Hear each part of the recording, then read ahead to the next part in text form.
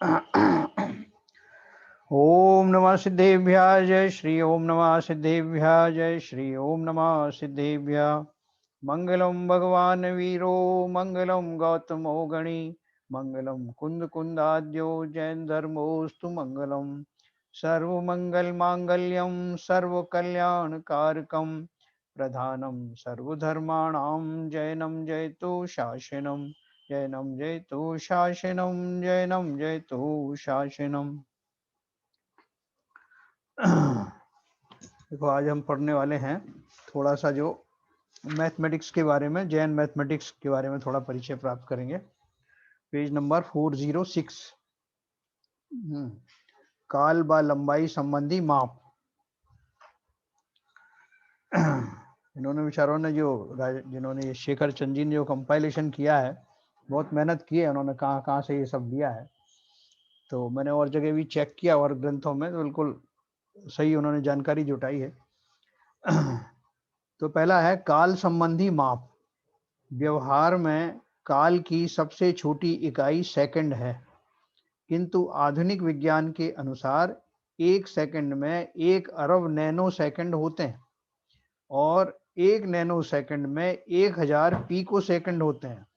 इस प्रकार pico second काल की बहुत ही छोटी इकाई होती है, मगर जैन दर्शन में काल की सबसे छोटी इकाई समय है, जो पीको सेकंड से भी छोटी होती है ना। देखो कितनी छोटी है। और 1 पीको सेकंड में असंख्यात समय होते हैं। तो अपन एक समय की बात करते हैं ना, ये कहते हैं कि जीव की एक समय की भूल है। एक समय की भूल क्यों बोलते हैं? मतलब मिनिमम समय में ही जीव मिथ्या दृष्टि से सम्यक दृष्टि कहा जा सकता है। एक समय के अंदर ही उसकी जो भूल सुधर सकती है। मतलब अगला ही जो समय होगा वो सम्यक दृष्टि का समय होगा। तो इतनी मिनिमम भूल है, लेकिन पहाड़ जैसी है। वो भूल दूर नहीं हो रही, अनंत जन्मों से चली आ रही है।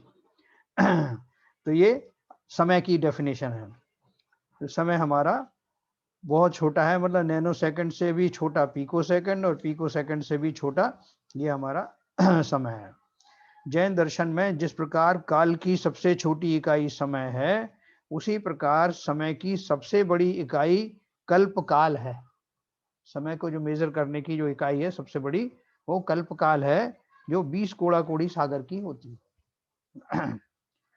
एक समय इज इक्वल टू, देखो अब एक समय को उन्होंने किस तरह से उसमें परमाणु के माइग्रेशन से कैसे उसको रिलेट किया है।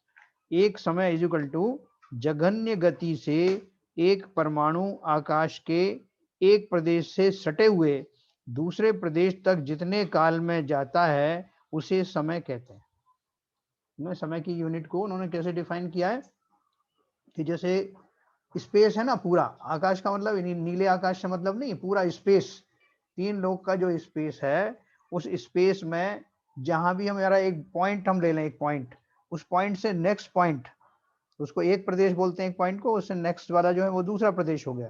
तो एक पॉइंट से दूसरे पॉइंट तक जाने में, अर्थात एक प्रदेश से दूसरे प्रदेश तक जाने में एडजेसेंट पे जितना समय लगता है उसको एक समय कहते हैं। ठीक है ना। जैसे अपन बहुत सारी जगह अपन मेजर करते हैं ना, जैसा वो कितनी दूरी पर है यहाँ से घर, तो अपन कई बार बोल देते हैं 1 घंटे की दूरी पर है ना, समय को, और उसको रिलेट कर देते हैं अपन। तो ऐसे ही इन्होंने रिलेट किया है कि वो समय की यूनिट क्या है, कि जितना समय एक परमाणु को अपने निकट के प्रदेश में जाने में लगता है मंद गति से, उसको एक समय कहते हैं। असंख्यात समय क्या है? एक आवली।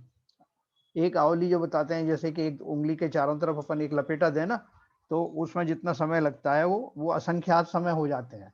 उसको एक आवली बोलते हैं। एक असंख्यात असंख्यात समय का एक आवली हुआ। फिर करोड़ाधिक आवली, मतलब 1 करोड़ से ज्यादा अगर आवली है तो वो एक श्वास के बराबर है। एक श्वास लेने में कितना समय लगता है? स्वस्थ मनुष्य की नाड़ी का एक बार चलने में जितना समय लगता है उसको एक श्वास कहते हैं।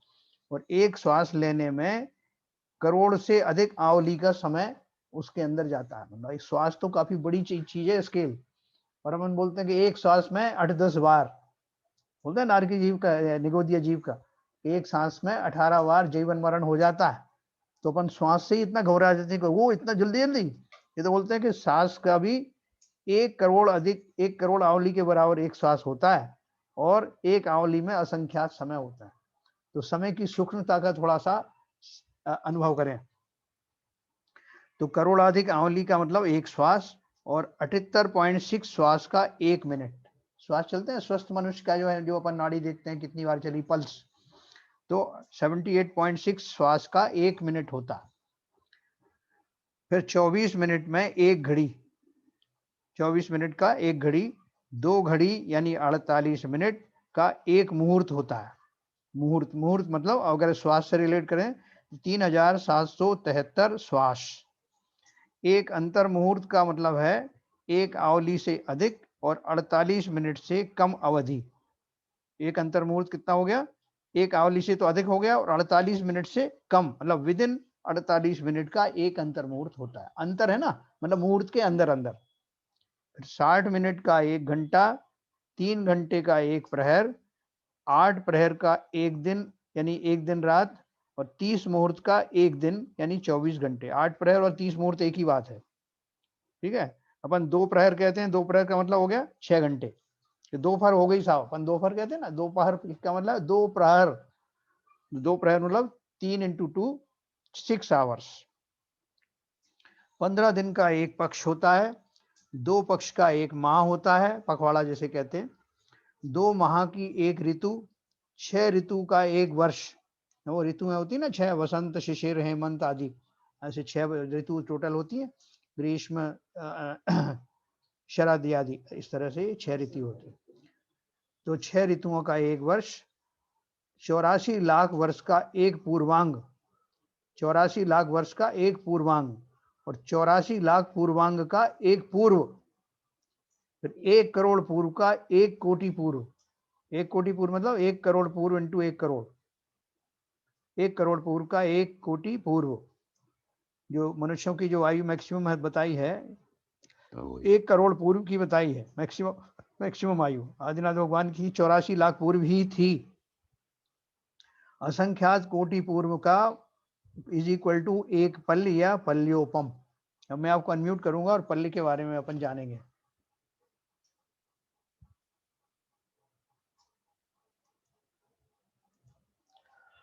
हाँ, क्योंकि बड़ी इकाई आने वाली है, इसलिए मैंने कहा थोड़ा अपन डिस्कस भी करेंगे। अणु भी तो है ना, अणु परमाणु है ना?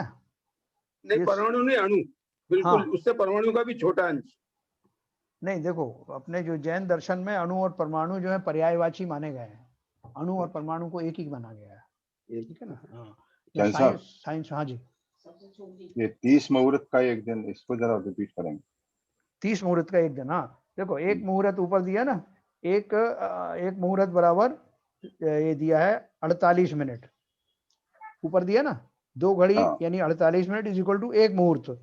तो 48 मिनट में आप 30 से मल्टीप्लाई करोगे तो 24 घंटे आ जाएगा। अच्छा अच्छा। हाँ, वो मैंने करके देखा है।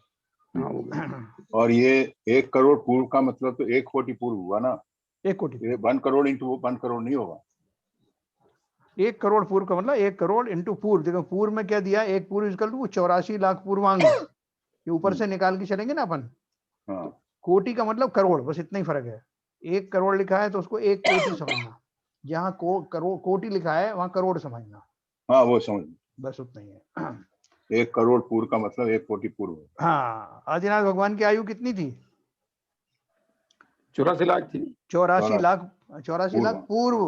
अच्छा, है ना? 1 करोड़ पूर्व तक मैक्सिमम हो सकती है, उसमें से 1 करोड़ से थोड़ी कम यानी 84 लाख पूर्व की उनकी आयु। 84 लाख पूर्व।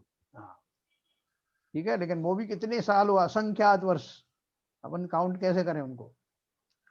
तो फिर देखो असंख्यात कोटि पूर्व का एक पल्ली या पल्लियोपम, ठीक है। अब देखो पल्ली की डेफिनेशन देखो।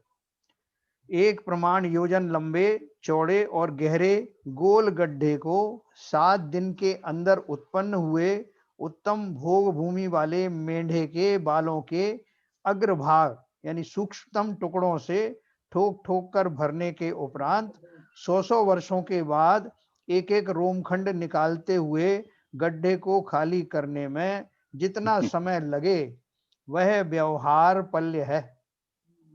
समझे? फिर से समझाता हूँ। एक प्रमाण योजन, जो योजन की जो अपन ने परिभाषा पढ़ी, तो प्रमाण योजन कितना होता है वो अभी आगे भी आएगी। 2000 कोस। 2000 कोस आगे आएगी। तो एक प्रमाण योजन लंबा, चौड़ा और गहरा, ये डायमेंशनल हो गई है ना। एक योजन लंबा, एक योजन चौड़ा और एक योजन गहरा। इस गड्ढे में जो उत्तम भूमि का मेंढा होता है, मेंढे के बच्चा 7 दिन का, जिसका जन्म लेके 7 दिन ही हुए हों, और उसके ऊपर में जो बाल आए हों, उन बालों के टुकड़े करें, और उन टुकड़ों को, सबसे छोटे टुकड़ा मतलब उससे ज्यादा और आगे हो नहीं सकते टुकड़े, उनको ठोक ठोक करके उस गड्ढे को भरिए, और 100 वर्ष के बाद एक एक रोमखंड निकालें, और जब गड्ढे को खाली करने में जितना समय लगे उसे व्यवहार पल्ली कहते हैं। ठीक है साहब? ये फिजिबल भी नहीं है, बियॉन्ड इमेजिनेशन। इमेजिन करने के लिए बताया उन्होंने खाली, ये फिजिबल भी नहीं है, संभव भी नहीं है। अब देखो, नहीं उन्होंने और संभव बनाया, देखो उसको उन्होंने टोटल कैलकुलेशन किया है। इस गड्ढे में रोम खंडों की संख्या 45 अंक प्रमाण है। 45 अंक कौन से, ये सब दिए देखो, है ना। 413 45 26 303 08 203 17 ऐसे करके दिए ना। उसमें 27 अंक हैं और 18 शून्य है, ऐसे 45 है ना। 45 अंक वाली संख्या जो है उतने लगा लेना उस रोम खंड में, इतने इतने उसके रोम खंड होते हैं। अब 100 वर्ष में, ये तो हो गए रोम खंडों की संख्या। अब 100 वर्ष में एक एक रोम खंड को निकालने से गड्ढों को खाली करने में लगने वाले वर्षों की संख्या 47 अंक प्रमाण होती है। देखो काउंटिंग तो कर दी। अब 47 अंक में आप कैसे लगाओगे? नील 10 नील पदम 10 पदम, वो तो आपके बहुत पहले ही पूरे हो गए। अब उसके पहले, उसके बाद असंख्यात कर सकते हैं। तो इस तरह से इतना इसमें टाइम लगेगा, इसे एक पल्ले कहते हैं। अब ये पल्ले भी कौन सा पल्ले है? ये पल्ले कहलाता है व्यवहार पल्ले। ये भी असली पल्ले नहीं है, व्यवहार पल्ले है। असंख्यात व्यवहार पल्ले का एक उद्धार पल्ले होता है, फिर असंख्यात उद्धार पल्ले का एक अद्धा पल्ले होता है। वास्तव में ये जो अद्धा पल्ले है यही पल्ले है, जो स्टैंडर्ड पल्ले है। अद्धा पल्ले कोई पल्ले कहते हैं, नीचे कहीं लिखा है शायद। हाँ, फिर 10 कोड़ा कोड़ी पल्ले का एक सागर होता है। अब देखो पल्ले ही कितना बड़ा है, और उसका 10 कोड़ा कोड़ी 10 into 1 है ना। एक 10 कोड़ा कोड़ी सागर पल्ले का एक सागर होता है, कि अपना बोलते हैं ना 33 सागर की आयु, सरवार सिद्धि के देवों की और 7वें नरक के देवों की 33 सागर। तो 33 सागर ये हो गया 10 into 33 कोड़ा कोड़ी पल्ले। 20 कोड़ा कोड़ी सागर का एक कल्पकाल होता है, जो उत्सर्पणी और अवसर्पणी काल होता है ना, जो पलटते हैं, तो दोनों मिला करके जो काल परिवर्तन होता है उसको एक कल्पकाल कहते हैं, जो 20 कोड़ा कोड़ी सागर का होता है। ठीक है ना। 10 उसका उत्सर्पणी का, 10 अवसर्पणी का, ऐसे मिला करके ये होगा। फिर देखो नीचे दिया है विशेष। कोड़ा कोड़ी का अर्थ है 1 करोड़ इंटू 1 करोड़। आगम में जहां पल्ले की बात की है वहां पर अद्धा पल्ले समझना चाहिए। शास्त्रों में इसको पल्योपम या पल्ले के नाम से कहा गया है। तो ये सबको समझ में आया। थोड़ा सा जो परिमाण है जो काल का, वो इतना तगड़ा है। मिनिमम मिनिमम यूनिट भी इतनी छोटी है, बियॉन्ड इमेजिनेशन, और जो बड़ी यूनिट है वो भी बियॉन्ड इमेजिनेशन है। तो कहीं नहीं, कहीं खड़े नहीं। अब ये बताओ कि ये संसार कब से है? अरे साहब अभी सोच भी नहीं सकते। कितने कल्प काल निकल गए होंगे। जितने साल का जो ये संसार है, जितने काल से है उतनी साल से हम हैं। वो तो बात सही है। अनादि अनंत है ना, अनादि काल से ये संसार है, अनादि काल से ही हम हैं। तो सोचो कि हम कितने कर्मों के पहाड़ जो है खड़े करते रहते हैं, उनके फलस्वरूप भटकते रहते हैं, 84 लाख योनियों में भटकते रहते हैं, फिर वहां कुछ करते हैं, फिर दूसरे कर्म करते हैं, ऐसे भटक रहे हैं। तो जीव जो मनुष्य गति में जो है वो तभी से चल रहा है क्या? नहीं, मनुष्य गति में क्यों चल रहा है? 84 लाख में घूम रहा है ना। नहीं, आई मीन टू से गतियां 4 हैं, हाँ जीव जीव जीव जीव जीव अनाज से है तो गतियां भी अनाज से ही होंगी। बिल्कुल, आपके शुरू से ही है। और जब गतियां अनाज से होंगी तो फिर मनुष्य भी अनाज से ही है। अरे यार मनुष्य नहीं, जीव बोलो, जीव, जीव अनादि का। मनुष्य गति, नहीं, बाबूजी बोल रहे हैं मनुष्य गति भी अनाथ से है। मैं गति की बात कर रहा हूँ यार। गति तो मैं तो जीव पूरी की बोल बात रहा नहीं हूँ। कर, जीव तो हो गई, जीव बात खत्म हो गई। 4 गतियां बताई मैंने, हाँ 4 हाँ, गतियां अनाज से हैं, तो मनुष्य गति भी अनाज से ही हुई। बिल्कुल भैया, बिल्कुल हुई। बिल्कुल। जब मनुष्य गति अनाज से हुई तो ये जो अभी कहते हैं कि इसका एवोल्यूशन हुआ मनुष्य का, मनुष्य का जो इवॉल्वमेंट हुआ, इवॉल्व हुआ, हाँ एनवायरमेंट जो हुआ वो पहले हाँ, वो सब खोटी बंदर था थी। या क्या था, वो मूर्ख चली गई और धीरे धीरे वो आदमी हो गया। हाँ तो ये गति से कोई संबंध तो है नहीं इसका फिर।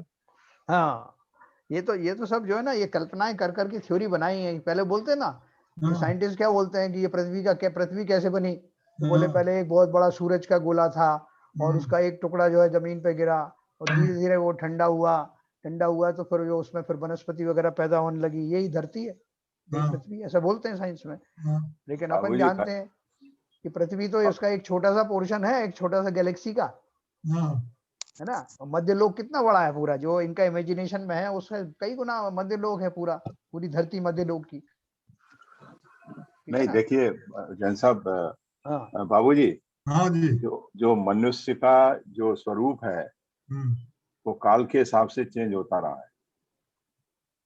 मतलब अच्छा, अब आदिनाथ भगवान का कितना कितना शरीर था बड़ा। तो सही बड़ा होता लेकिन जो नहीं, मैं स्ट्रक्चर तो मनुष्य जैसा था। सुनिए, हाँ मैं हाँ कुछ और कह रहा हूँ। हाँ उस इतने बड़े शरीर से और सबसे छोटा स्वरूप है वो कितने का, 1-1.5 हाथ का है। हाँ हाँ, तो उस बराबर। हिसाब से मनुष्य का जो शरीर है वो इवॉल्व होता रहा है। जो बोलते हैं ना एलियंस हैं, ये हैं, वो हैं, इन्हें जो जो एवोल्यूशन नहीं कहना कि भाई साहब, ये तो क्योंकि ऐसा है ना, हाँ अवगाहना बदली है। स्ट्रक्चर जो है मनुष्य का वो तो आज जैसा मनुष्य वैसा ही अवगाहना।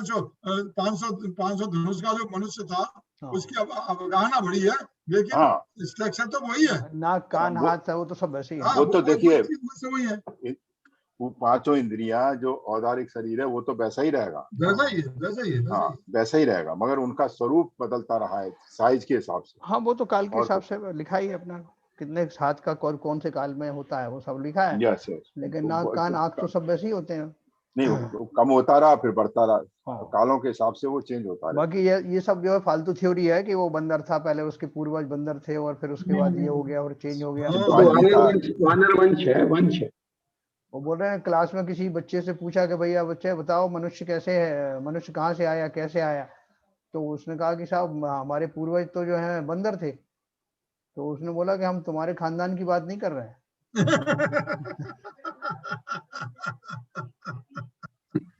है। बहुत सही, बहुत सही, बहुत तो सही। उसने उसने पलट के जवाब दिया कि मैं अपने खानदान की बात नहीं कर रहा हूँ, आपके खानदान की बात कर रहा आपके भी। हूँ, आपके भी खानदान की बात कर रहा हूँ। हाँ, तो देखो ये जो अच्छा, अभी थ्योरी है। हाँ बोलो, प्रमिला बोल रही।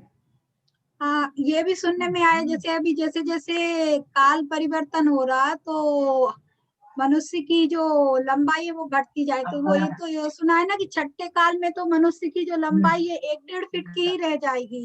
एक वही डेढ़ तो हाथ मैंने की, कहा था, एक हाथ की। हाँ एक हाथ, हाँ। बराबर। तो वो ऐसा चलता रहता है।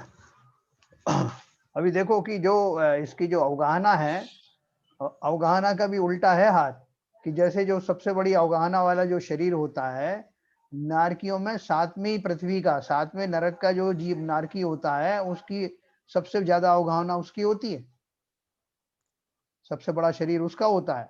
और ऐसे जो है देवों में सबसे बड़ा शरीर जो नीचे के देवों में होता है और सबसे छोटा शरीर जो है कंपैरेटिवली सरवार सिद्धि के देवों का, ठीक है ना। तो ये भी विचित्र बात है, क्योंकि वहां आप देखो नरकों में, 7वें नरक में लिमिटेड बिल होते हैं, उनमें बड़े बड़े शरीरधारी होते हैं और उनकी सबसे ज्यादा क्रूरतम लड़ाइयां होती हैं वहां, और उनका ऐसा संघनन होता है कि वो सबको झेलते रहते हैं। और इसी तरह से यहाँ पर जो है इनको जो भोग आदि की आवश्यकता पड़ती है, आहार की आवश्यकता पड़ती है देवों में, भले अमृत निकलता है, लेकिन वो क्या है कि नीचे के देवों को ज्यादा जल्दी जल्दी फ्रीक्वेंटली इच्छा होती है, ऊपर ऊपर के देवों में वो इच्छाएं कम होती चली जाती हैं। 33 सागर के बीच में उनको 33,000 साल के बाद में एक बार आहार का विकल्प आता है और अमृत झड़ जाता है। तो ये अवगाहनाएं इस तरह से हैं।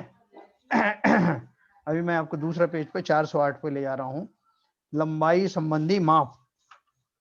देखो जो लंबाई के हमारे यहाँ जो डायमेंशन दिए होते हैं, शास्त्रों में भी लिखे हैं, इतने योजन की लंबी चौड़ी जो वो नगरी थी और उसमें इतने धनुष का हाथ था, ये सब जो उनका शरीर था, ये हम पढ़ेंगे। जैन दर्शन में क्षेत्र की सबसे छोटी इकाई प्रदेश है, जो परमाणु के बराबर स्थान घेरती है, और सबसे बड़ी इकाई राजू है। देखो अभी हमने जो है उसको, जब वो उसका काल संबंधी पढ़ा था तो अपन ने क्या पढ़ा था कि एक परमाणु अपने एडजेसेंट प्रदेश में जितने समय में जाता है उसको एक समय कहते हैं। अब यहाँ अपन लंबाई और जो उसके डायमेंशन पढ़ रहे हैं, तो क्या बोल रहे हैं, क्षेत्र की सबसे छोटी इकाई प्रदेश है। जो स्पेस है, स्पेस का जो सबसे छोटा जो भाग है उसको क्या बोलते हैं अपन, सबसे छोटा स्थान जो उसको प्रदेश कहते हैं, जो परमाणु के बराबर स्थान घेरती है। मतलब एक परमाणु जितना स्थान स्पेस का घेरती है उस स्पेस को प्रदेश कहते हैं। ठीक है साहब, इससे छोटी यूनिट नहीं होती। तो जैन दर्शन में क्षेत्र की सबसे छोटी इकाई प्रदेश है, जो परमाणु के बराबर स्थान घेरती है, और सबसे बड़ी इकाई राजू है। टोटल अपन देखते हैं ना 3 लोग की जो रचना होती है, इसकी जो डायमेंशन दी है ना, तो 14 राजू के टोटल डायमेंशन होती है हाइट। जिसमें से मध्य लोक का एक राजू, और ये सब इसमें डायमेंशन दी हुई ना, पीछे सबसे लास्ट के पेज में सारी डायमेंशन दी है। इसमें नहीं दी है तो दूसरी जगह देखना, वहां सब मिलेगी आपको डायमेंशन। तो अनंतानु परमाणु, अनंत परमाणु को एक यव के बराबर बोलते हैं। यानी एक अनंत परमाणु अगर इकट्ठे होंगे तो वो जो जितना स्पेस घेरेंगे वो एक जौ के बराबर है। शायद जौ ये अनाज के लिए कहा होगा, जो अनाज होती है ना जौ, उसका जो एक बीज है उसका बराबर स्पेस घेरने के लिए अनंत परमाणु उतनी स्पेस को घेरते हैं। 8 यव यानी 8 जौ के बराबर स्थान का 1 अंगुल या पौना इंच कहलाता है। 8 यव से जो बनेगा स्पेस वो 1 अंगुल होगा। 12 अंगुल यानी 9 इंच का 1 बितस्ती या बिलांद कहते हैं, कि 1 बिलांद का आदमी, ऐसा बोलते हैं ना, 9 इंच। फिर 2 बितस्ती यानी 1 हाथ, 2 बिलांद मतलब 1 हाथ। 4 हाथ का मतलब 1 धनुष। 2000 धनुष का मतलब 1 कोस, है ना। जैसे 7 हाथ का आदमी होता है तो 7 हाथ में मतलब इसके हिसाब से आप लगा लेना। 2000 धनुष का मतलब 1 कोस या 2 मील। 4 कोस या 8 मील इज इक्वल टू 1 व्यवहार योजन, और 500 व्यवहार योजन इज इक्वल टू 1 प्रमाण योजन या महायोजन। तो इस हिसाब से प्रमाण योजन या महायोजन कितने मील का हुआ, 4000 मील का। फिर असंख्यात प्रमाण योजन, इतने योजन का 1 राजू होता है। जो राजू डायमेंशन जो अपन ने पढ़ी ना काल की, तो वो कितने, असंख्यात इंटू असंख्यात प्रमाण योजन, प्रमाण योजन दिए हैं, ये 4000 माइल का 1 प्रमाण योजन होता है। और ऐसे असंख्यात योजन को मिलाएं तो 1 राजू होता है। फिर और विशेष दिया है, उपरोक्त अंगुल, हाथ, धनुष आदि व्यवहार अंगुल, हाथ, धनुष, योजन आदि है। जो ऊपर में जो सब कुछ दिया है वो उसमें व्यवहार लगा लेना। 500 व्यवहार अंगुल, धनुष, योजन आदि का 1 प्रमाण अंगुल, धनुष, योजन आदि होता है। अगर आपको एक्चुअल उसको नापना है तो उसमें 500 का मल्टीप्लाई कर देना व्यवहार वाले में। फिर नीचे दिया है, चारों गतियों के जीवों के शरीर की ऊंचाई और समस्त कृत्रिम रचनाएं व्यवहार नाप से नापी जाती है। अरे आवाज मत करो भाई, कौन कर रहा है? हाँ, अकृत्रिम जिन प्रतिमाएं देवों के निवास स्थान, देवों के नगर, देवों के वन अकृत्रिम होते हुए भी व्यवहार नाप से नापे जाते हैं। जो हमारी अकृत्रिम प्रतिमाएं है ना, तो उनकी जो अवगाहना बताते हैं कि इतनी इतनी जो धनुष की ऊंची जो है प्रतिमाएं हैं, जैसे नंदीश्वर द्वीप की प्रतिमाओं का वर्णन करते हैं, कितने कितने हम जो धनुष ऊंची हैं, और जो उसका देवों के निवास स्थान है उनका भी अपन इसी तरह से योजन आदि में उनका जो है वो प्रमाण बताते हैं। तो वो सब व्यवहार में है, व्यवहार के नाप से है। शेष सभी अकृत्रिम रचनाएं यानी पर्वत, नदी, द्वीप, समुद्र, वातवलय, पृथ्वी, मेरु, अकृत्रिम चैत्यालय आदि प्रमाण धनुष या योजन से नापे जाते हैं। मतलब वो जो डायमेंशन है उसमें 500 से और मल्टीप्लाई करें तो वो जो प्रमाणिक योजन आदि आते हैं। तो ये उनके माप के कुछ जो है वो आपको मिलेंगे। जैन धर्म का एक दो ग्रंथ मिलेंगे आपको जिसमें ज्योतिष का वर्णन दिया है। तो वो सर ये कहाँ से, ये जो सब कैलकुलेशन बताइए, कौन से ग्रंथ से इसका रेफरेंस लिया हुआ है, ये कौन से ग्रंथ में मूलतः होंगे? ये आपको ये गोमट सार में मिल जाएगा, देना तिल्लोय पंडित में मिल जाएगा। 2-3 ग्रंथ हैं और अलग से भी स्वतंत्र ग्रंथ रचे गए हैं इनके ऊपर, डायमेंशन के ऊपर। और मैंने बचपन में देखा था, वो हमारे दादाजी ने मंगाया था। तो वो ये जितनी मोटी ये किताब है ना, इससे डबल किताब थी वो, जिसमें सब ज्योतिष तारे वारे और उनका सब वर्णन और ये सब डायमेंशन दिए हुए थे। ज्ञानमती माता जी ने जैन भूगोल लिखा है, उसमें वर्णन है, उसमें भी मिल जाएगा आपको। नहीं, लेकिन उन्होंने भी कहीं से रेफर किया होगा ना, ज्ञानमती माता जी ने भी किया है। पंडित से ही दिए हैं। हाँ, तिल्लोय पंडित है ये अपना जो गोमट सार में भी काफी है। आप गोमट सार पर भी पढ़ेंगे तो उसमें भी डायमेंशन आपको मिलेगी सब। और भी बहुत सारे हैं। अब जो षटखंडागम है, षटखंडागम मूल ग्रंथ है, वहां से आए। तो ये अगर आपको देखेंगे तो आपको अगर पढ़ पाए तो बहुत अच्छा है। तो पढ़ने का पूरा गणित है उसमें, तारों का, गैलेक्सीज का है कि कौन सी गैलेक्सी का कितना डिस्टेंस है, कितने योजन पे सूर्य है, कितने योजन पे चंद्रमा है, तारे प्रकीर्णक आदि कितने कितने डिस्टेंस पर है।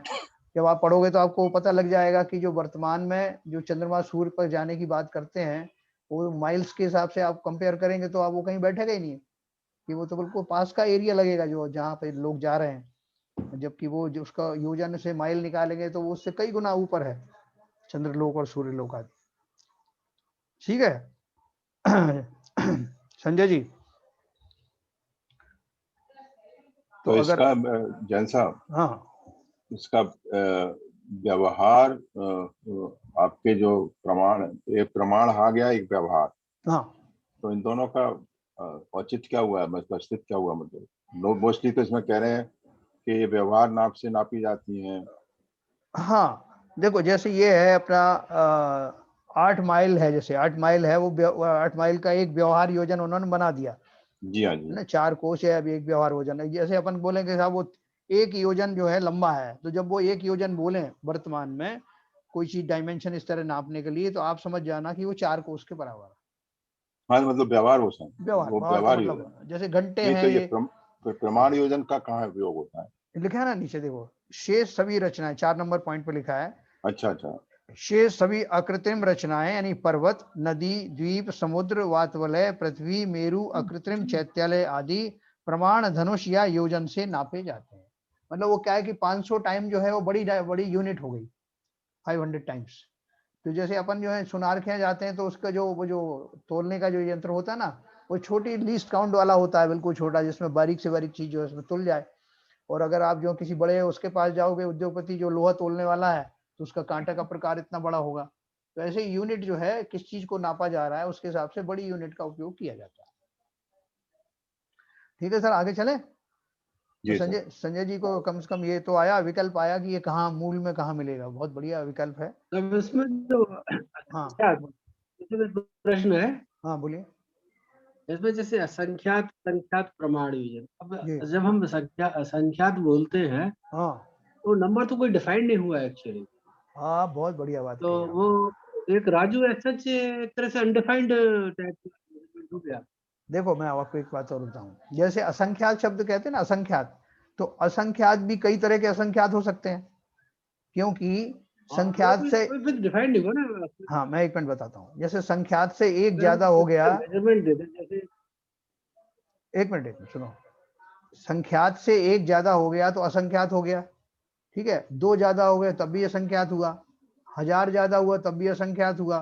तो उन्होंने क्या किया, असंख्यात की इससे ज्यादा हो गया ना, संख्या से एक ज्यादा हो गया, संख्यात से एक ज्यादा होने से असंख्यात शुरू हो गया ना। संख्या क्या चीज है? संख्या क्या चीज है? अरे आप अपन गिनते हैं ना, नील 10 नील, पदम 10 पदम, जहां तक अपन गिनते हैं वो सब संख्यात है। जहां तक की संख्याएं अपन ने पढ़ी है ना, आपने पढ़ी कि नील 10 नील, पदम 10 पदम, शंख 10 शंख, ये सब पढ़े ना। तो वहां तक की डायमेंशन तो अपन जो है वो काउंटेबल है। शंख लास्ट में आता है, शंख लास्ट में आता है, जो भी लास्ट में आएगा, और उस शंख से एक ज्यादा हो जाएगा। हाँ, जो भी ज्यादा आता लास्ट में आता है उससे एक भी ज्यादा हो गया तो वो संख्या से, चूंकि जो गणना योग्य संख्या है उससे ज्यादा हो गया तो असंख्यात की श्रेणी में चला गया। उससे 2 ज्यादा हो गए तब भी असंख्यात में रहा, उससे 1000 हो गया ज्यादा तब भी असंख्यात में रहा।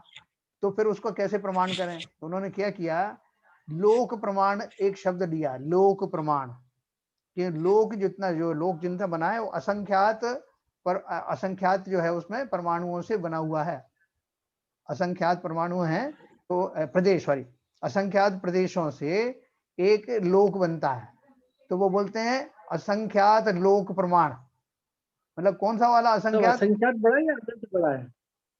असंख्यात बड़ा या अनंत बड़ा है? अनंत तो बहुत बड़ा है, अनंत तो खैर उसका अंत ही नहीं है। अभी अपन असंख्यात की बात कर रहे हैं, वो जरा समझो आप।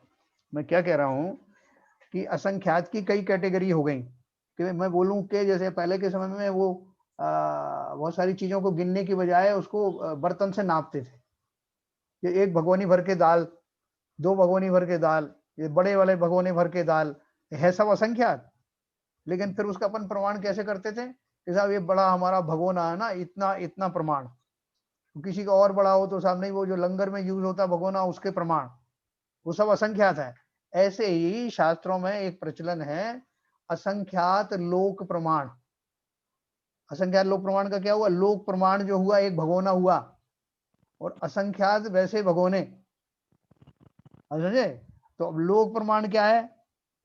असंख्यात प्रदेशों का एक लोक होता है, और असंख्यात लोक प्रमाण का अर्थ हुआ कि उस जाति का एक लोक में जितने वो समाते हैं उससे उसके असंख्यात इस तरह के भाग टाइम्स, असंख्यात टाइम्स हो उतना, उसको असंख्यात लोक प्रमाण कहते हैं।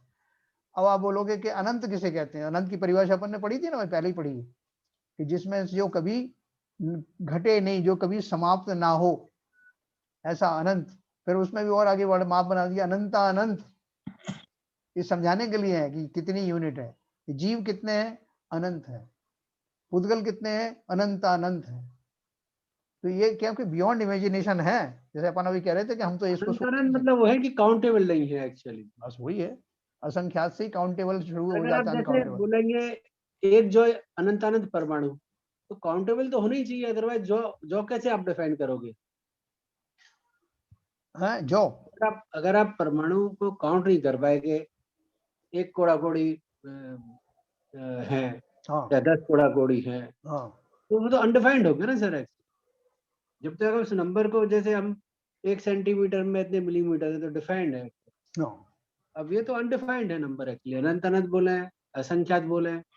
अब जैसे आप बोले ने एक ऐड कर दिया संख्या में तो असंख्यात हो गया, 2 किया तो भी है, 1000 किया तो भी है, तो अनडिफाइंड हो गया सर। अनडिफाइंड ही है, क्योंकि हमारा जितना इतना दिमाग ही चल सकता है, जो केवल ज्ञान गम है ये पूरा। जिन्होंने परमाणु को साक्षात देखा, अवधि ज्ञानी ने भी परमाणु को साक्षात देखा, अपन तो देख नहीं सकते, तो अपने लिए इमेजिनेशन है ये। किसी, आपने बिल्कुल सही कहा। अब जैसे उसने एक जो का जो है उदाहरण दिया कि अनंत अनंत परमाणु इज इक्वल टू एक जो, तो अनंत अनंत जो है, हम तो अनंत अनंत का मतलब समझ ही नहीं सकते, तो हम जो समझ सकते हैं कि हाँ एक जो है में सर कोई भी एवरेज साइज जो ले लें, तो कोई तो डिफाइंड होगा, एक रेंज तो होगी नंबर की। अब कोड़ा इतने कोड़ी बोले, 10 कोड़ा 100 कोड़ा कोड़ी नंबर बोले, जो भी बोले। हाँ, तो इससे लगाओ ना, अनंत अनंत परमाणु इज इक्वल टू एक जो। अब आपका ये प्रैक्टिकल शुरू हो गया ना। जो को तो अपन जानते हैं,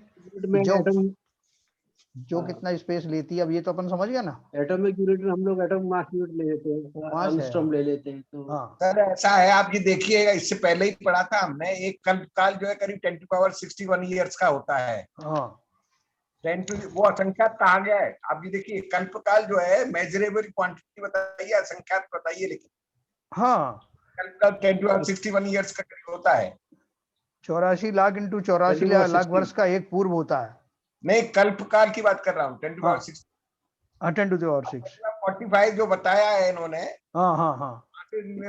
स्टार्ट करिए तब जाके आपको मालूम पड़ेगा। हाँ, अब ये पल्ले का जो इन्होंने 45 अंक दिया है, तो 45 अंक अपन को बता दें तो अपन क्या बोलेंगे, थोड़ी देर में छोड़ देंगे, यार ठीक है होगा यार 45। नहीं, मगर जैन साहब अगर इसको 10 to the power लगा के तो उसको भी डिफाइन कर सकते हैं, जो आज भी जैन साहब कह रहे हैं ना, वो तो किया है ना, डिफाइन किया ना। देखो पल्ली को भी डिफाइन किया है, वो मेजरेबल है, लेकिन आप ये देखिए देखो इसमें लिखा ना, ये जो अपन ने जैसे 45 अंक उन्होंने लिखा है, बीच में तो असंख्यात नंबर आ गया उसमें।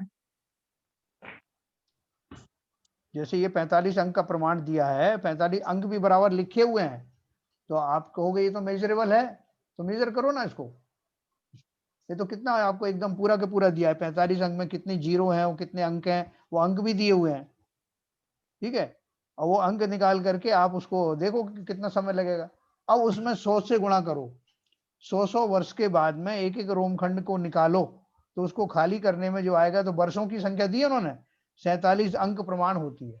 तो जैसे वो 10 टू द पावर 45 वगैरह ऐसे हम काउंट करते हैं ना, तो ऐसे इसको कर सकते हैं आप 47 अंक वाले संख्या को। लेकिन अपन क्या उसमें ही फिर घबरा जाएंगे, कह रहे हैं इसका क्या हिसाब किताब क्या है। एनके जैन साहब कह रहे हैं ना, इट्स नॉट वेरी स्पेसिफाइड। आप ये देखिए कि एक कवि इससे पहले आया था, मनुष्यों की संख्या लोक में करीब 10 टू पावर 29 है। हाँ, उसको असंख्यात कहा था। कहाँ देखा आपने? इससे पहले हमने पढ़ा था 4 से 10 दिन पहले। हाँ, मनुष्यों की संख्या करीब 10 टू 29 करीब है, वो असंख्यात बताई है। इसमें तो नहीं, गवर्नमेंट सार में पढ़ा हुआ हमने, इसी में पढ़ा था सर। अच्छा, मनुष्यों की संख्या। अच्छा, चलो कल आप देखना जरा, मैं भी उसको फिर मैं बता दूंगा आपको। जी जी जी। तो ऐसा है कुल मिलाकर के अपन कई तरह का असंख्यात है। हाँ, कई तरह, यही तो मैंने बोला, लोक प्रमाण असंख्यात। मैं बोलूँ कि लोक प्रमाण असंख्यात है, उसकी बजाय मैं बोलूँ कि एक कमरे में जितने परमाणु आते हैं उतने असंख्यात, उतना प्रमाण असंख्यात। तो फिर बोलोगे आप मेरे कमरे के बराबर कि आपके कमरे के बराबर है ना। ऐसे कई तरह के असंख्यात हो जाएंगे। तो अपन तो इतने से ही घबरा जाते हैं कि अपने को डेफिनेट जो है वो अपने को संख्या नहीं मानो।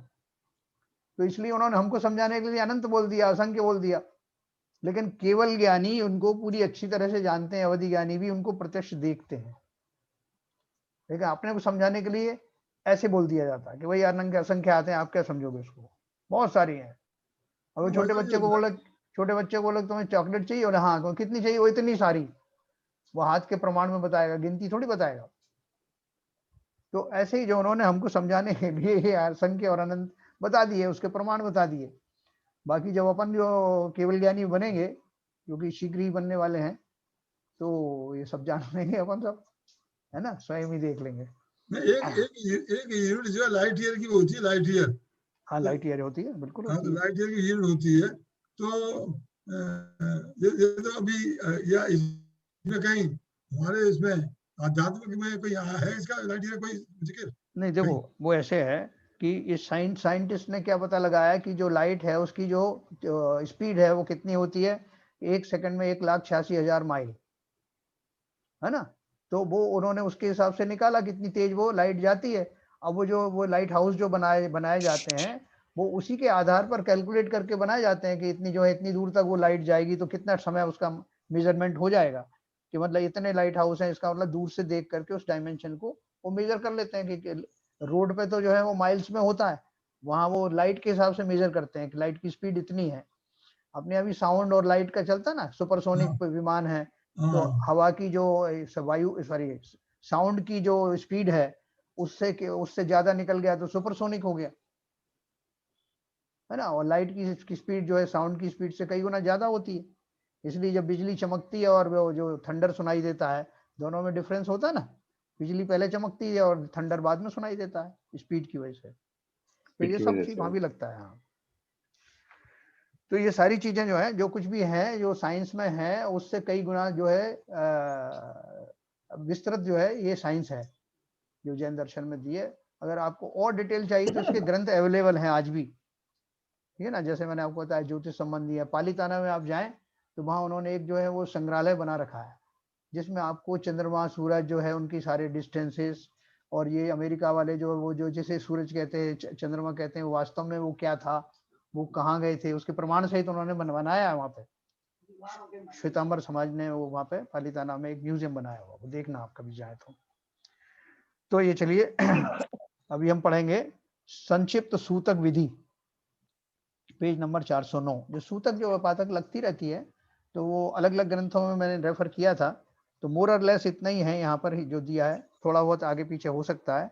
मैंने क्रिया कोश में भी देखा, मैंने उसमें लाल जिनवाणी में भी देखा और भी ग्रंथों में देखा। तो इनका इन्होंने जो बनाया इन्होंने भी इधर उधर से लेके लिया है। तो देखिए जरा अपन पढ़ते हैं सबकी सुविधा के लिए। लोक व्यवहार में जन्म मरण के निमित्त से हुई अशुद्धि को सूतक कहते हैं।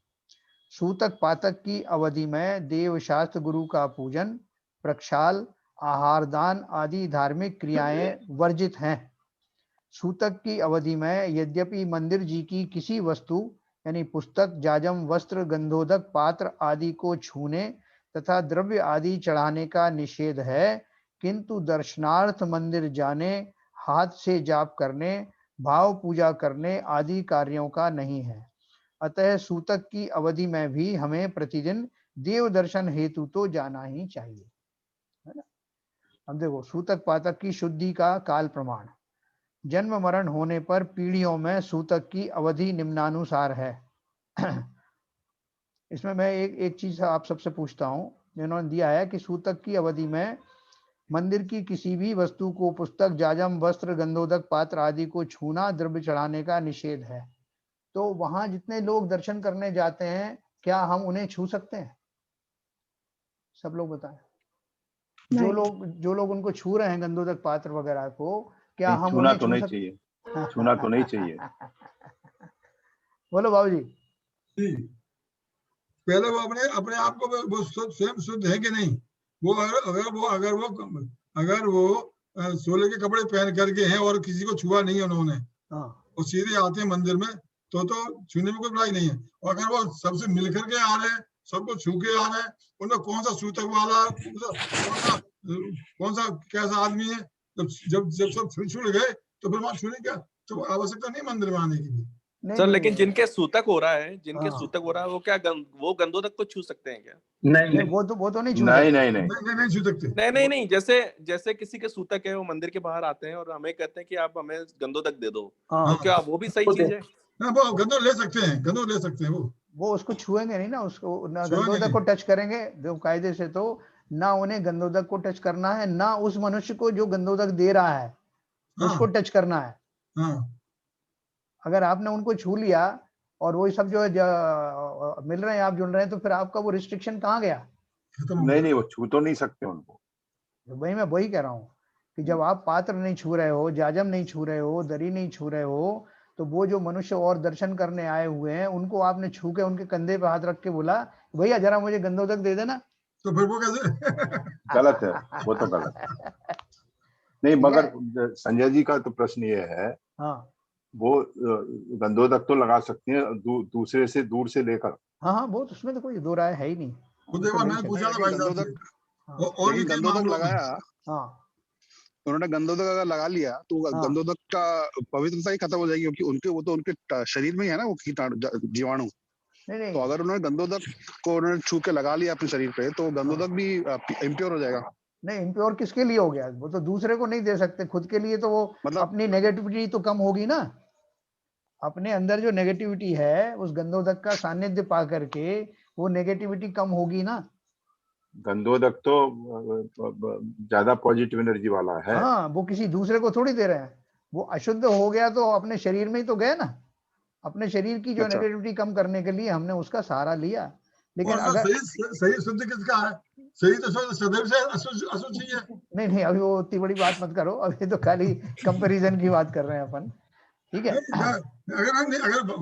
अगर बड़े स्तर पर सोचा जाए, हाँ, अरे वो तो अशुचि है। अरे अपन किसको निला रहे हैं? हड्डियों को स्नान करा रहे हैं, मांस को स्नान करा रहे हैं, फिर अपवित्र चीजों को स्नान कर। इसीलिए तो अपने कहा कि बहु क्या है वो, गंग समुद्र नहावो अशुचि दोष स्वभाव थे, या गंगा में नहा लो चाहे समुद्र में। अच्छा, अभी मैं एक प्रश्न और पूछता हूँ, प्रसंग में आया है तो। जैसे हमारा जो है रात्रि भोजन का त्याग है, रात्रि को पानी भी नहीं लेते, ठीक है ना। तो अगर किसी व्यक्ति ने रात में जो है भोजन बनाया तो वो भी वर्जित है, ठीक है। अगर रात्रि में आपने स्नान किया तो वर्जित है ना। हमने स्नान किया या दूसरे को स्नान कराया, हमें दोष लगेगा ना, जैसे रात्रि में भोजन करने कराने का दोष लगता है।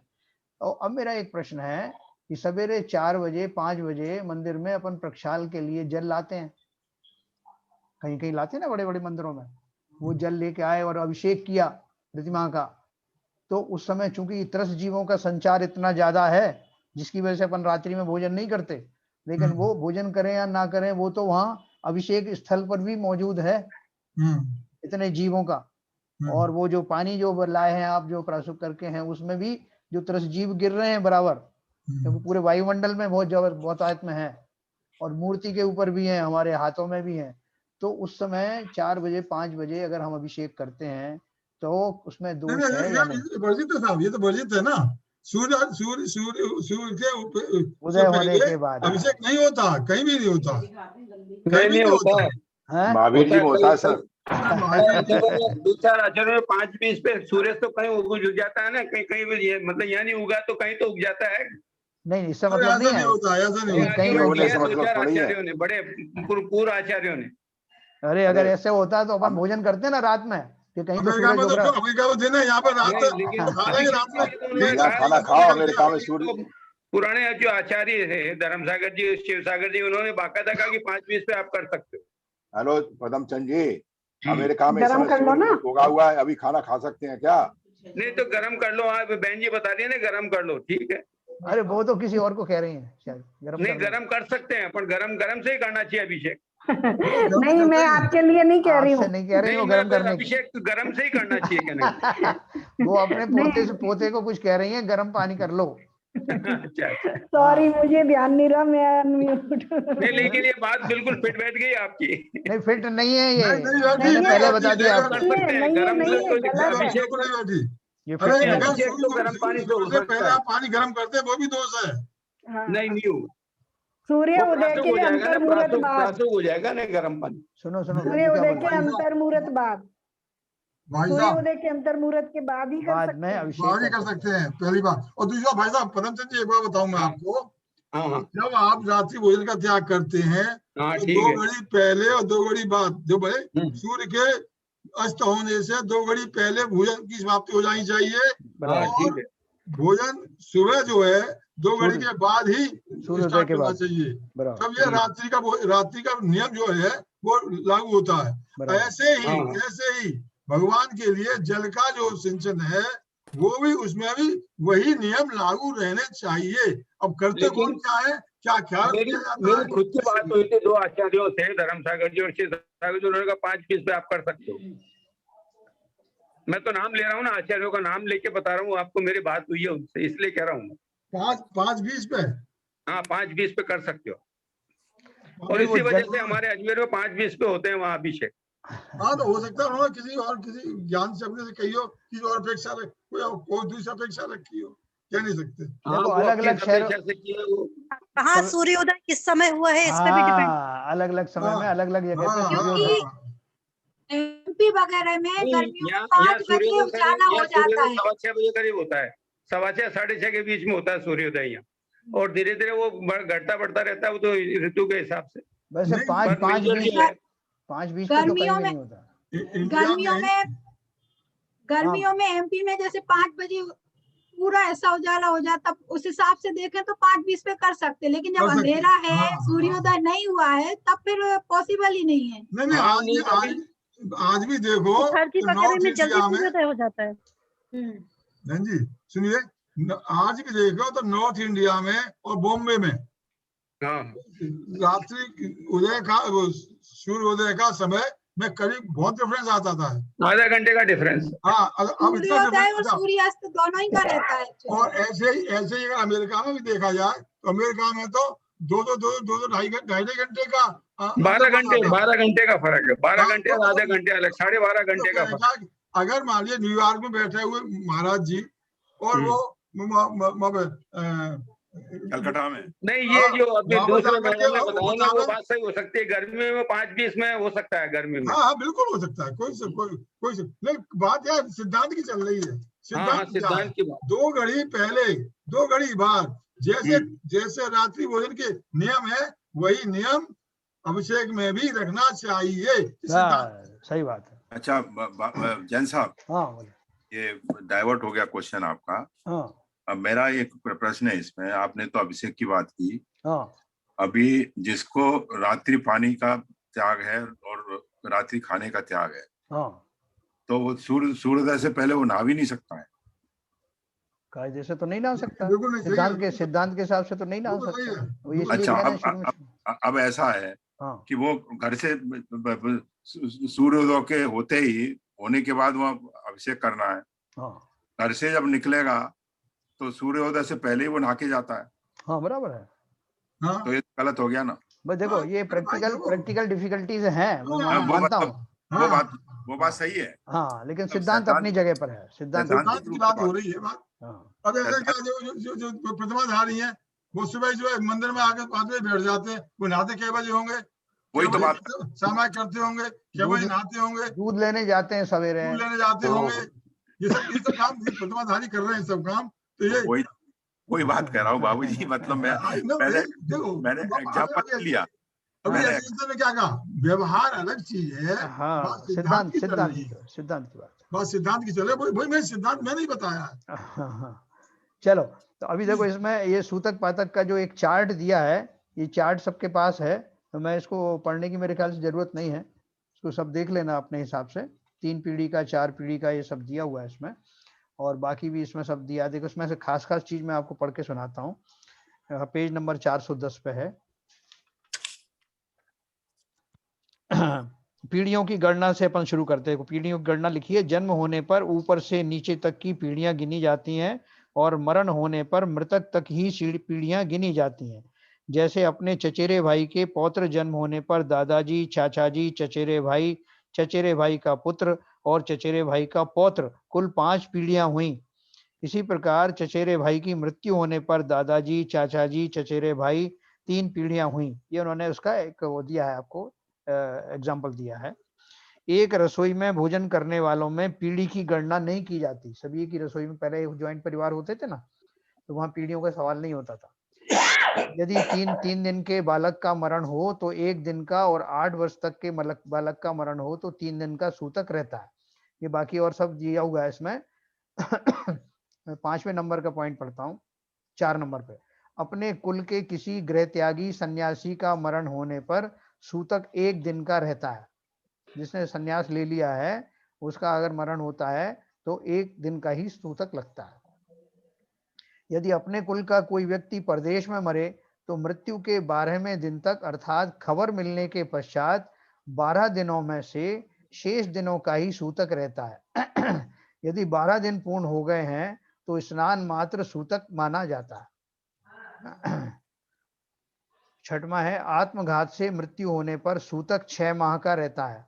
यदि दहेज आदि के लिए बहू को मार दिया जाता है अथवा मरने को विवश किया जाता है तो केवल उसी परिवार को 6 माह का सूतक लगता है।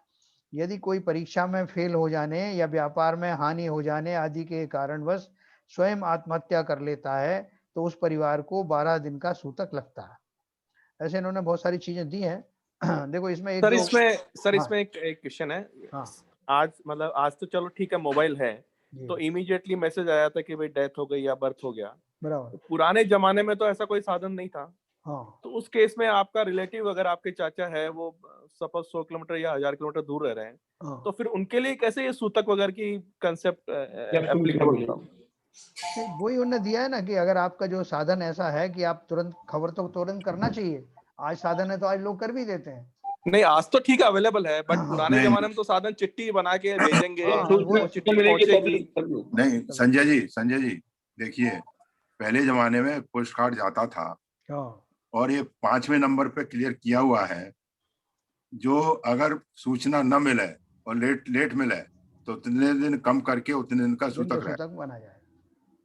लेकिन उतने दिन तक तो मंदिर में है, लेकिन उतने दिन तक वो मंदिर में है। वो है, क्या कर सकते, उसको नहीं अवॉइड कर सकते। भाई ये सिद्धांत है, आपको जैसे ही मालूम पड़ जाए वैसे आपको पालन करना चाहिए। अब इसमें पहले तो लोग वैसे ज्वाइंट फैमिली में ही रहते थे, बहुत कम लोग रहते थे दूर है या कुछ है। पहले तो सब आसपास ही रहते थे मोस्टली करके। नहीं प्रमिला जी, जो लोग क्या कहते हैं देश में भी दूसरे प्रदेशों में व्यापार करने जाते थे घर के लोग, और उनके बच्चे वगैरह जो घर में रहते थे, मेरे जान पहचान में कई लोग हैं जो उड़ीसा में क्या कहते हैं बिजनेस करने स्टेबलिश हुए थे, उनके घर में डेथ हो गई तो उनको जब पत्र के द्वारा सूचना मिली तभी उन्होंने सूतक मनाया वहाँ। हाँ वो तो है। हाँ वो तो खैर है, वो तो अच्छा अभी अपन एक ट्रिक लगा दें, मान लो ज्यादातर तो मतलब वैसे ही रहते थे। हाँ तो सूतक मतलब दुखी होना ही तो होगा ना सर, सूतक मतलब दुखी होना, जब मालूम चलेगा तभी दुखी होगा। नहीं दुखी नहीं, देखो क्या है, साइंटिफिक रीजन ये है कि जिस काल में ये सूतक पातक होता है उस समय उस जाति के परमाणुओं वाले शरीर जहां जहां पर भी हैं, हमारे नाते रिश्ते का मतलब क्या है कि हमारे जो शरीर का निर्माण होता है उस जाति के परमाणु हमारे रिलेटिव्स में भी होते हैं, दूर दूर में होते हैं, उनमें कुछ कम होते हैं, किसी में ज्यादा होते हैं, तो पीढ़ी उसके हिसाब से बनाई गई है। लेकिन वो ट्रांसफॉर्मेशन हो जाता है उस काल में, उन परमाणुओं में नेगेटिव एनर्जी का जो है वो उदय होता है और उतने काल के बाद वो सबसाइड हो जाती है वो नेगेटिव एनर्जी। वो तो केवल ब्लड रिलेशंस के लिए ही है ना, केवल नहीं, ब्लड रिलेशन के आपसे थोड़ा दूर भी हो सकता है ना। नहीं, ये जितने भी रिश्ते हैं सारे ब्लड रिलेशन के हैं। हाँ, वो पीढ़ी दर पीढ़ी जो है वो थोड़ा डिस्टेंस बढ़ता जाता है। नहीं, डिस्टेंस बढ़ता है ब्लड रिलेशन। हाँ ठीक है। सर इसमें एक और ऐड कर सकते हैं आप। माने उस परिवार की माने स्थिति ऐसी होती है कि वो ज्यादा इसमें धर्म ध्यान में वो भी नहीं कर सकता, पार्टिसिपेट भी नहीं कर सकता। अगर कोई सूतक लगने की बात है, जैसे किसी का मरण हुआ है, तो नेचुरली वो इस स्थिति में नहीं है कि वो आपके ढंग से आपका कोई सोच भी सके। हाँ, ये दो पॉइंट है उसमें, दो पॉइंट है उसमें कि जो है जैसे कोई शोक की अवस्था में है तो वो जो 12 दिन का जो जब उसका जो सूतक लगती है उस पीरियड में वो शोक से निकल आता है। शोक क्या है? नेगेटिव एनर्जी है ना। एग्जैक्टली नेगेटिव एनर्जी है। देखो इसमें एक चीज में तो शोक नहीं है। किसमें? जन्म के केस में। जन्म के केस में जो है वो जो जन्म हुआ है, आप बोल रहे हैं शोक की अवस्था तो नहीं है, उल्लास की अवस्था भी हो सकती है, वो सामान्य तो नहीं है ना। नहीं सर जैन साहब, मैं थोड़ा यहाँ डिफर करूंगा। शोक की अवस्था में कई लोग धर्म ध्यान करते हैं। मुझे लिखा है ना इसमें कि आप क्या कहते हैं, माला नहीं फेरेंगे, वो नहीं करेंगे, मगर मन मन में माला फेर सकते हैं, भाव पूजा कर सकते हैं, करते हैं। नहीं, वो बात नहीं कर रहे हैं। बात क्या कर रहे हैं कि उस पीरियड में जो टच करने के लिए जो मना करते हैं ना वस्तुओं को, वो तो केवल वो नेगेटिव एनर्जी का ही। हाँ, तो वही तो बात कर रहे हैं, वही तो बात कर रहे हैं। जो शोक रहता है, शोक नेगेटिव एनर्जी ही का परिचायक है। जो शोक होता है अंदर में, उतना जैसे उतने भाव उच्च कोटि के नहीं बन पाते हैं जैसे सामान्य दशा में बनता है। गंधोदक आप लेते हो तो आपके भाव बदल जाते हैं, मंदिर जाते हो आप जब पूजन पाठ करते हो तो भाव बदल जाते हैं। उतने उच्च कोटि के भाव शोक से संतप्त व्यक्ति के नहीं होते, क्योंकि उसके वो जो भाव होंगे वो पॉजिटिव है ना, उतने पॉजिटिविटी कम हो जाती है, तो इसलिए उसको नेगेटिव एनर्जी का अनुभव बोलते हैं। नहीं तो वो मंदिर अगर गया है, उसके भाव शुद्ध हुए, भाव बने हैं मंदिर के जाने के, तो फिर उसको क्यों छूने से मना करते? उसको वो तो भाव उसके बदल गए। वो पूर्ण मैं सुनिए, पूर्ण भाव से पूर्ण श्रद्धा से मंदिर गया है, वो भगवान की पूजन करने गया है। ठीक है, और वो उसको ये इस बात का भी ज्ञान है कि हाँ भाई शोक हुआ, मैं शोक संतप्ति के नहीं जा रहा हूँ, मैं अपने शुद्ध भाव से भगवान की पूजा करने जा रहा हूँ, पूर्ण भाव से गया हूँ, भाव उसके शुद्ध हैं, उस समय नेगेटिव एनर्जी नहीं है उसके द्वारा। तो फिर सूतक पूतक फिर अपन गिनती के लोगों को लगाएंगे। नहीं कर रहा हूँ, किसको लगाएं? नहीं, सूतक की बात नहीं कर रहा हूँ, क्यों लगाए, मैं बात दूसरी कर रहा हूँ। बात ये कह रहे हैं कि उसके भाव तो क्या कहते हैं, जब मंदिर गया है तो उसके भाव शुद्ध हो गए हैं। मैं ये नहीं कह रहा हूँ कि उसमें जो भी शरीर के अंदर जो नेगेटिव परमाणु हैं, आपकी जो नेगेटिव एनर्जी है, वो एक चीज है, भाव दूसरी चीज है। ये औदारिक शरीर के अंदर जो नेगेटिव परमाणु हैं, जो अशुद्धता है आपकी, वही तो है मेन चीज, आपकी भावना की तो नहीं है। देखो, ये दोनों का निमित्तिक संबंध होता है। आपके भावों का, आपके शरीर का और आत्मा का, दोनों का निमित्तिक संबंध होता है। जब आप बिना नहाए धोए जब आप मंदिर जाते हो तो आपको अंदर से ही लगता है कि यार मैं मंदिर के दर्शन के, तो इनका निमित्तिक संबंध होता है। अपन ये नहीं कह सकते कि नहीं साहब उस आदमी के तो बहुत पॉजिटिव भाव थे, उसको क्यों सूतक लगाई, उसको तो कह देते कि तू तो छू ले भाई गंधोदक। ऐसा नहीं होता। नहीं, मैं इसलिए नहीं कह रहा हूँ उसको छूना तो नहीं चाहिए, चूंकि सूतक है। सूतक है, छूना क्यों नहीं चाहिए? क्योंकि उसके जो शरीर है उसमें क्या कहते हैं, वो अशुद्धता है, नेगेटिव जो भी उसके घर में जो भी दुर्घटना हुई है उसकी वजह, हाँ, तो वो भाव जो है ना, उसके जो है भाव में और शरीर के जो उसमें है निमित्त नैमित्तिक संबंध होता है। शरीर के परमाणुओं में कुछ अशुद्धि अगर आई है तो वो जो ये नेगेटिव एनर्जी शरीर में आई है तो उससे आत्मा के भाव भी प्रभावित होते हैं। इसलिए ये सब नियम बनाए गए हैं, ये साइंटिफिक नियम है। ठीक है सर, तो कल अपन और इसके बारे में थोड़ा और डिस्कस करेंगे। 2-4 पॉइंट है। एक बात पूछनी थी। हाँ, ये अशुद्ध स्त्री के विषय में जो मंदिर जाने में और के हाथ का खाना खाने वगैरह में, क्या कितने दिन का और क्या ये नीचे दिया है ना, इसमें 9-10 पॉइंट दिए हैं, 9वां पॉइंट और 10वां पॉइंट, है ना। कल अपन पढ़ेंगे, अभी समय हो गया। 9वां 10वां 11वां पॉइंट उसी का है। फिर ये सूर्य ग्रहण चंद्र ग्रहण में भी कैसे सूतक लगती है ये भी अपन कल पढ़ेंगे। अच्छा, चलिए जिनवाणी स्तुति करेंगे।